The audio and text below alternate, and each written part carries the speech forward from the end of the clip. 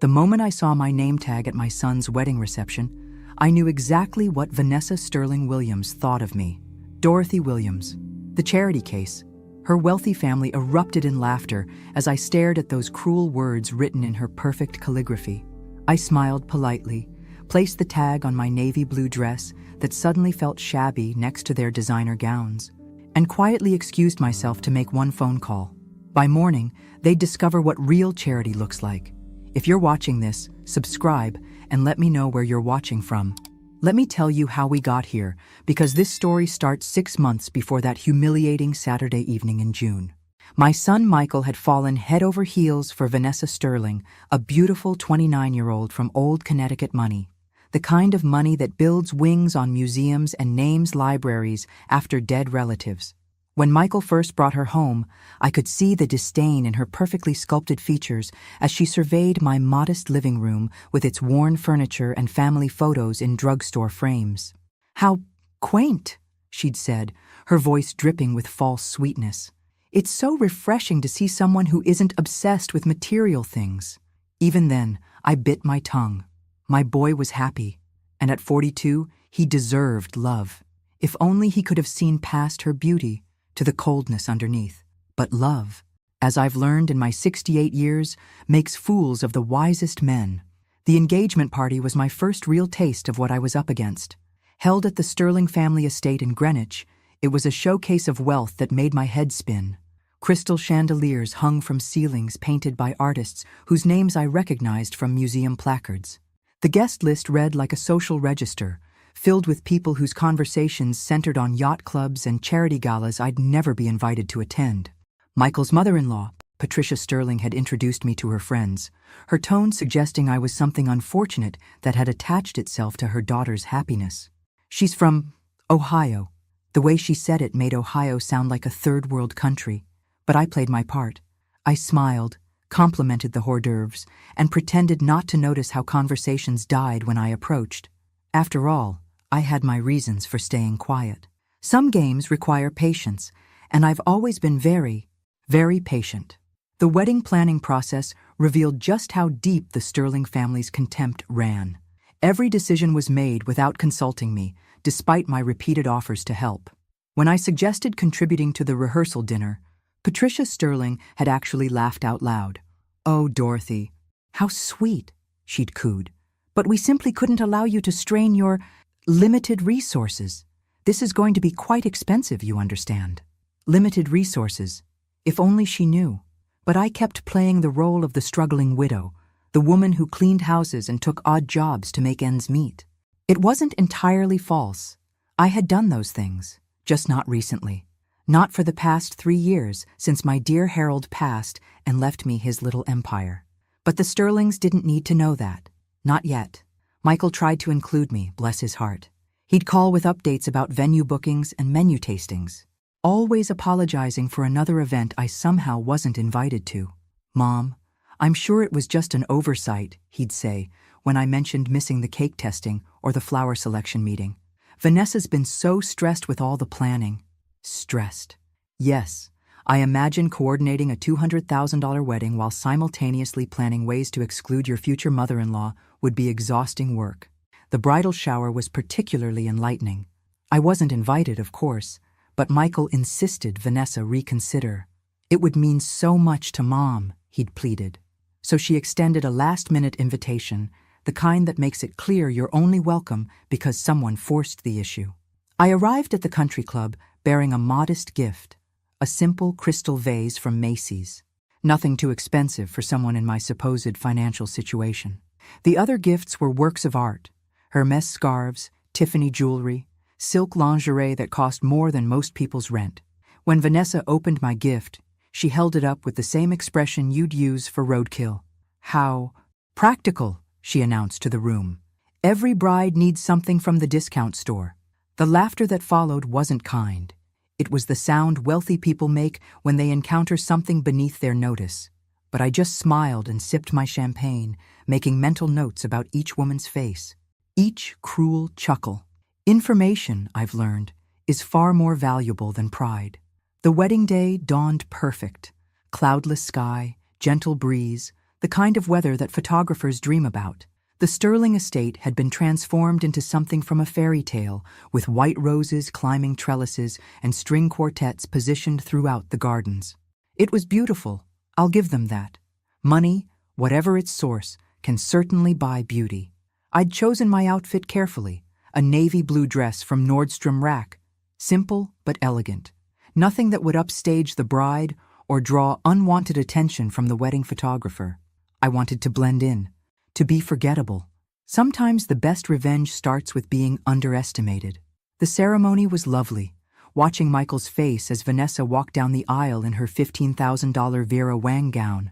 For a moment, I almost forgot my purpose, almost let myself believe that maybe I'd misjudged her, that love might soften her sharp edges. Then she caught my eye during the ring exchange and gave me a look that could freeze champagne. The reception was where everything unraveled. I'd found my table, number 12 naturally, tucked away near the kitchen doors with Michael's college roommates and their wives, not with family. Family was at table 1, where the Sterlings held court like royalty receiving subjects, but I didn't mind. Better positioning for what was coming. That's when I saw it. The name tags at each place setting, written in Vanessa's perfect calligraphy. Most were simple: Patricia Sterling, James Sterling, Michael Williams. But mine read, Dorothy Williams, the charity case. The breath caught in my throat. Not from hurt. I'd expected cruelty. From the sheer audacity of it. She'd actually put it in writing, this woman who would soon discover that charity is a two-way street. Oh my goodness, Patricia Sterling gasped as she noticed my tag, her hand flying to her throat in mock horror. Vanessa. Darling, surely this is some kind of mistake. But Vanessa's smile was razor sharp. No mistake at all. I thought honesty was important in family relationships. Her eyes met mine across the table. Don't you agree, Dorothy? After all, we wouldn't want anyone to get ideas above their station. The laughter started with Richard Sterling, a booming sound that encouraged others to join in. Soon half the table was chuckling at the clever wordplay, at the delicious cruelty of publicly humiliating the groom's mother at her own son's wedding. I stood up slowly, placed the name tag carefully on my purse, and smiled. You're absolutely right, Vanessa. Honesty is very important in family relationships. I think it's time for some honesty all around. Then I walked away. I found a quiet corner in the Sterling Estate's library, surrounded by leather-bound books that probably cost more per volume than most people's car payments. The irony wasn't lost on me. Making the call that would change everything while surrounded by the symbols of their supposed superiority.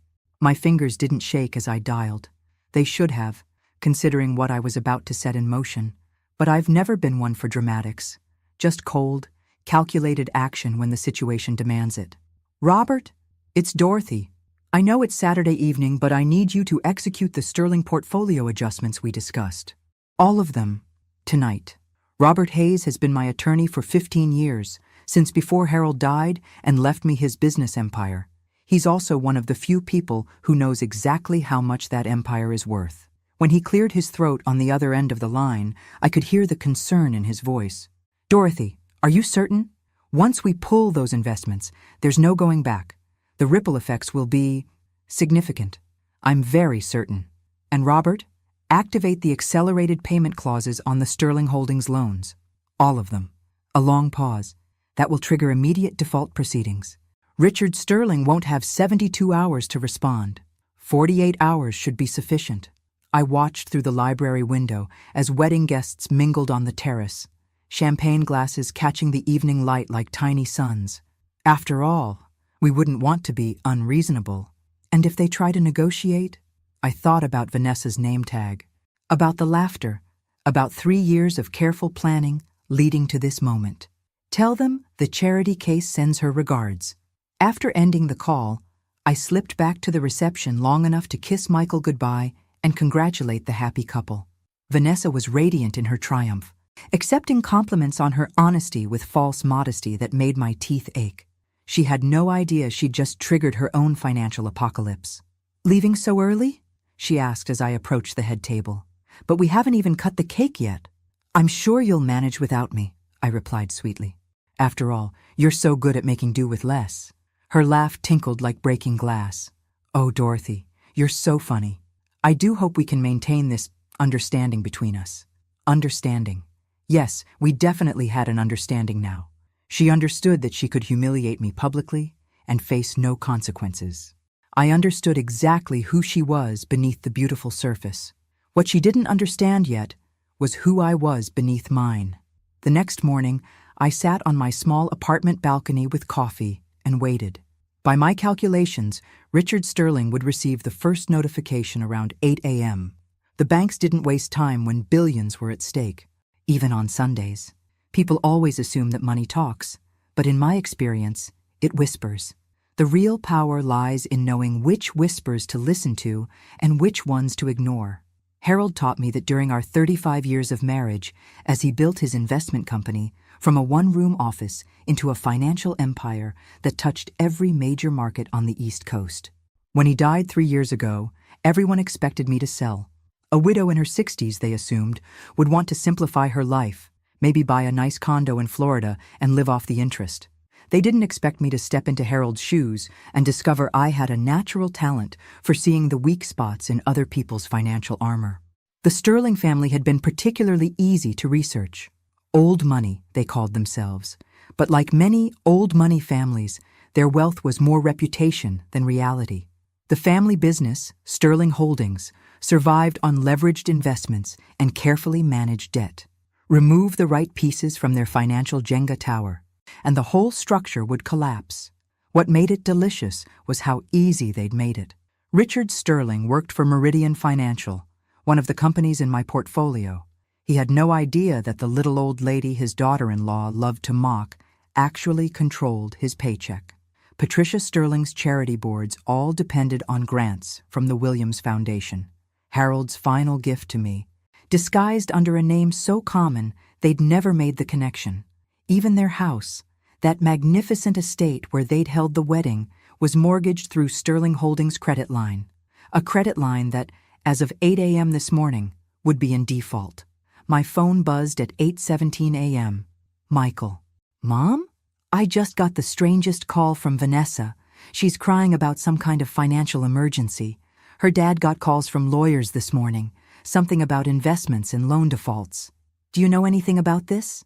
I sipped my coffee, watching a cardinal build its nest in the oak tree outside my window. How would I know anything about their financial affairs, sweetheart? I'm just the charity case, remember? Mom, please. This isn't the time for jokes. Vanessa's really upset. She's saying her family might lose everything. That doesn't seem possible. They're loaded. Are they? I asked gently. Or do they just spend like they are? What's that supposed to mean? It means, Michael, that sometimes what appears to be wealth is actually just very expensive debt. And sometimes the people you think are powerless turn out to be holding all the cards. A long silence on the other end. Mom, what did you do? I smiled, thinking about Vanessa's name tag tucked safely in my purse. I made a phone call. By noon Sunday, my quiet apartment had become mission control for watching the Sterling family's world crumble. I'd spent years learning to read financial reports the way some people read mystery novels, and the Sterling Holdings portfolio was a page-turner. Robert called with updates every hour. The morning was just the beginning, he reported during his third call. Meridian Financial is reviewing all employees with potential conflicts of interest. Richard Sterling's position is precarious. And the house? Foreclosure proceedings will begin Tuesday unless they can produce $2.3 million by end of business tomorrow. Given their current liquidity crisis, that seems unlikely. I'd done my homework thoroughly. Over the past 6 months, while playing the role of humble mother-in-law, I'd quietly acquired controlling interests in everything the Sterling family depended on. Not directly, of course. That would have been traceable. Through shell companies, investment partnerships, and carefully structured trusts that would have taken a forensic accountant months to unravel. The beauty was in the timing. Wedding expenses had already stretched their credit lines to the breaking point. The $200,000 ceremony that was meant to display their wealth had actually been funded by borrowed money they couldn't afford to borrow. All I'd done was call in those loans simultaneously, like pulling multiple foundation blocks from a house of cards. My phone rang again. Michael, sounding increasingly desperate. Mom, Vanessa's parents are freaking out. They're talking about selling the house, firing their staff, canceling the country club memberships. Her dad might lose his job. What kind of phone call could possibly cause all this? The kind that happens when someone mistakes kindness for weakness, I said. When they forget that quiet people often have the loudest voices when they choose to use them. This is about the name tag, isn't it? Mom, I saw it. I confronted Vanessa about it last night. She said it was just a joke. A joke. I repeated the word slowly, tasting its bitterness. Yes, I imagine she did think it was funny. Right up until this morning. Can't you undo whatever you did? Vanessa's beside herself. She's talking about how this will ruin their reputation, how they'll never recover from the shame. Shame. Now there was an interesting word choice. And what about my shame, Michael? What about the shame of being publicly humiliated at my own son's wedding by a woman who's never worked a day in her life? She was wrong. I know that. But destroying her family seems extreme. I stood up, pacing to my small kitchen, where Harold's picture still sat on the counter. He'd taught me many things, but the most important lesson was this. Respect is not given, it's earned. And sometimes it has to be taken. I haven't destroyed anything, Michael. I've simply revealed what was already there. A house built on borrowed time and borrowed money. The Sterling family's wealth was always an illusion. I just decided to stop pretending it was real. So, what happens now? I looked at my reflection in the kitchen window, seeing not the charity case Vanessa thought she'd humiliated, but the woman I'd always been underneath, Harold's partner in every sense, his equal in business and in life. Now we see whether your wife is interested in learning about actual charity, because if she wants her family's situation to improve, she's going to need some help. And as she so eloquently pointed out yesterday, I'm apparently in the charity business. Monday morning brought what I'd been waiting for. A phone call from Vanessa herself. Her voice was different now, stripped of its usual arrogance and replaced with something I'd never heard from her before. Desperation. Dorothy, I need to speak with you. Could we meet for coffee? Of course, dear, I said sweetly. I always have time for family, even family who thinks I'm a charity case.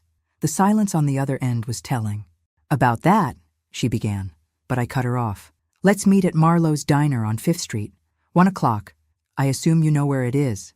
It's not exactly your usual scene, but I'm sure you'll manage. Marlowe's was perfect for what I had planned. A working-class diner where a woman in designer clothes would stand out like a peacock in a chicken coop. When Vanessa arrived at exactly 1 o'clock, she was almost unrecognizable. Gone was the perfectly styled hair and flawless makeup. She looked like she'd aged 5 years overnight, her eyes red-rimmed from crying. Thank you for meeting me, she said, sliding into the cracked vinyl booth across from me. Her hands shook as she picked up the laminated menu. I don't know what to order. I've never eaten at a place like this. The meatloaf special is excellent, I suggested. Very affordable. I imagine that's important to you now. She flinched at the word affordable, but nodded. When the waitress came over, a tired-looking woman about my age named Dolores, Vanessa could barely make eye contact. Interesting how wealth affected confidence. So, I said after we'd ordered, what can I do for you, Vanessa? She took a shaky breath. My father's going to lose his job. We might lose the house. Everything's falling apart and I don't understand how this happened so fast. These things rarely happen fast, Lee. Dear, they build up over time like water behind a dam. Eventually, something gives way and it all comes crashing down at once. Can you help us? The words came out strangled, like they physically hurt to say. I stirred sugar into my coffee, taking my time. Help you? I'm just the charity case. Remember? What could someone like me possibly do for someone like you? I was wrong to write that. I was angry and stupid, and I took it out on you. I'm sorry. Sorry. It was a start, but hardly enough. What exactly are you asking me to do, Vanessa? I don't know. Michael said you made some kind of phone call, that you might have connections. If there's any way you could help us, I'll do anything. Anything. Such a dangerous word to use with someone you've underestimated. Well, I said thoughtfully, I might know some people, but charity isn't free, dear. There are always conditions. Hope flickered in her eyes. What kind of conditions? I pulled out a folded piece of paper from my purse and slid it across the table. I've taken the liberty of drawing up a few simple requirements. Nothing too difficult for someone as resourceful as yourself. Vanessa's hands trembled as she read my list. I watched her face change with each line. Confusion giving way to disbelief, then to something approaching horror. You want me to work as a cleaning lady? For 6 months? Not just any cleaning lady, I corrected. You'll work for Sunshine Cleaning Service, the same company I worked for before Harold died. Mrs. Patterson runs a good business. She'll teach you what honest work looks like. But I've never cleaned anything in my life. We've always had staff for that. Then you'll learn. Education is so important, don't you think? I sipped my coffee, enjoying the way she was processing this reversal of fortune. The second condition is that you'll volunteer at the homeless shelter every Saturday for the next year. Serving meals, cleaning toilets, whatever they need. A homeless shelter? Her voice was barely a whisper.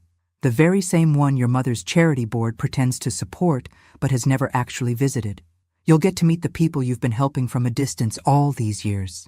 She kept reading, her face growing paler with each requirement. You want me to live in your apartment building? In a studio unit? Just until you can afford something better on your cleaning lady salary. It's a nice building. I live there myself, remember? Though I suppose you'll be seeing quite a bit more of it than you expected. The meatloaf special arrived, giving Vanessa a moment to compose herself. She pushed the food around her plate without eating, clearly struggling to process what was happening to her world. And if I agree to all this? She asked finally. You'll help my family? I'll make some phone calls, see what can be done about those pesky loan defaults. Maybe even put in a good word for your father at his company. I paused, watching her carefully. Though I should mention, I have some influence at Meridian Financial. More than you might expect from a charity case. Something flickered in her eyes. The first hint that she was beginning to suspect there was more to me than she'd assumed. What kind of influence? I smiled mysteriously. The kind that comes from knowing the right people. Your father works in the acquisitions department, doesn't he? Handles major corporate buyouts? Yes, but I don't see what that has to do with... Oh, I think you'll find it has everything to do with your current situation. You see, Vanessa, companies like Meridian don't just lose money overnight unless someone very powerful decides they should. The fork slipped from her fingers, clattering against her plate. What are you saying? I'm saying that perhaps you should have asked more questions about your new mother-in-law before deciding to humiliate her at a public event. Background research is so important in business relationships. She stared at me like she was seeing me for the first time. Who are you? I'm exactly who I've always been.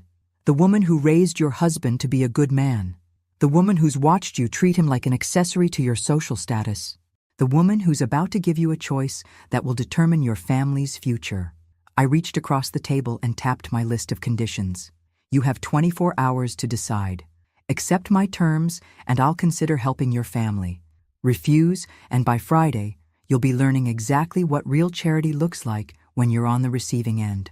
Tuesday evening brought an unexpected visitor to my small apartment. Richard Sterling stood in my doorway, looking like a man who'd aged a decade in 3 days. His usually perfect appearance was disheveled. Wrinkled shirt, unshaven face, the hollow look of someone who'd discovered his entire world was built on quicksand. Mrs. Williams, I hope you don't mind me coming by unannounced. I got your address from Michael. Not at all, Mr. Sterling. Please, come in. I stepped aside, watching as he took in my modest living space. The same eyes that had looked through me at his daughter's engagement party now catalogued every detail with desperate attention. Can I offer you coffee? I'm afraid I don't have the expensive brands you're accustomed to. Coffee would be fine. He settled heavily into my small dining chair, looking completely out of place among my thrift store furniture and discount store decorations. While I prepared the coffee, he cleared his throat several times, obviously struggling with how to begin. Finally, as I set his cup down, he spoke. I know what you did. Do you? I sat across from him, genuinely curious. What exactly do you think I did? You orchestrated everything, the loan defaults, the investment withdrawals, even my position at Meridian being under review. Someone with serious financial power decided to destroy my family, and the timing suggests it was you. I had to admire his directness. Desperation had stripped away his social pretenses, leaving behind a more honest version of himself. That's quite an accusation, Richard. What makes you think someone like me would have that kind of power? Because I spent all night going through the corporate structures of the companies that pulled their support. shell companies, investment partnerships, holding trusts, all very sophisticated financial instruments, and all leading back to one source of funding, which is the Williams Foundation, Harold Williams Foundation, the same Harold Williams who built Meridian Financial from nothing and sold it to Sterling Holdings' parent company 15 years ago. The silence stretched between us as I sipped my coffee. So he'd finally done his homework. Better late than never, I suppose. Harold Williams, I said slowly, was my husband. Richard's face went white. You're Dorothy Williams, the Dorothy Williams, Harold's widow who inherited everything. Yes.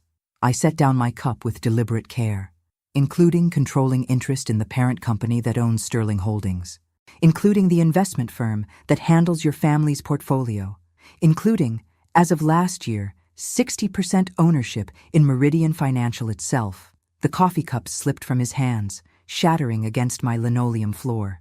You've been playing us from the beginning. Playing you? No, Richard. I've been watching you, testing you, seeing what kind of people my son was marrying into. I stood up, getting paper towels to clean up the spilled coffee. The results were illuminating. The engagement party, the wedding planning, all those times you seemed so meek and accommodating. I was gathering information, learning about your family's character, your true financial situation, your values. I knelt to clean up the broken ceramic. Do you know what I discovered? He shook his head, apparently beyond words. I discovered that your daughter wrote charity case on my name tag at her own wedding, that your wife introduced me to her friends as something embarrassing she had to tolerate, that your entire family found it amusing to mock a woman they believed was powerless. I stood up, disposing of the broken pieces in my small trash can. But most interesting of all, I discovered that none of you ever asked who I really was. You saw what you expected to see and never looked deeper. What do you want from us? For the first time in our conversation, I smiled. I want you to understand what charity really means, Richard. It means helping someone who can't help themselves. Someone powerless who needs assistance from someone with power. I walked to my purse and pulled out Vanessa's copy of my conditions list. Your daughter has until tomorrow to give me her answer. I suggest you encourage her to choose wisely. The next afternoon, Vanessa arrived at my apartment with Michael in tow. My son looked confused and hurt, the expression of a man who was finally realizing his mother wasn't who he'd thought she was, and neither was his wife. Mom, he said as they settled on my small couch. Vanessa told me about your conditions. This is crazy. You can't seriously expect her to work as a cleaning lady. Why not? It's honest work. I did it myself for 2 years after your father died, before I fully understood what he'd left me. Vanessa had been staring at her hands, but now she looked up. You really cleaned houses? Every day. Scrubbed toilets, mopped floors, dusted furniture for people who treated me like I was invisible. It was humbling work, but it taught me something valuable about character. What's that? Michael asked. It taught me that how you treat people you think are beneath you reveals everything about who you really are. I looked directly at Vanessa. Your mother-in-law, the charity case, has been cleaning up other people's messes her whole life. The only difference now is that she has the power to choose whose messes she's willing to clean up. Vanessa's voice was barely audible. I accept your conditions. Michael started to protest, but she held up her hand. No, Michael. She's right. I've been terrible to your mother, and I need to make it right. If working as a cleaning lady and volunteering at a homeless shelter is what it takes, then that's what I'll do. And the apartment? I asked. Leaving your comfortable life to see how the other half lives? I'll do it all.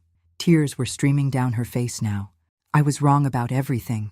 I thought money made me better than other people, but I was just hiding behind my parents' wealth. When it was gone, I realized I don't know how to do anything useful.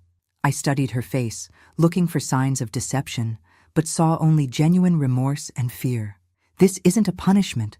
Vanessa, it's an education. You're going to learn skills that money can't buy: empathy, humility, the satisfaction of honest work. And you'll really help my family if I do this? I'll do more than help them. I'll restore everything they've lost and more. Your father will keep his job at Meridian. In fact, he'll receive a promotion. Your parents' house will be saved. The family reputation will be rebuilt stronger than before. Michael looked stunned.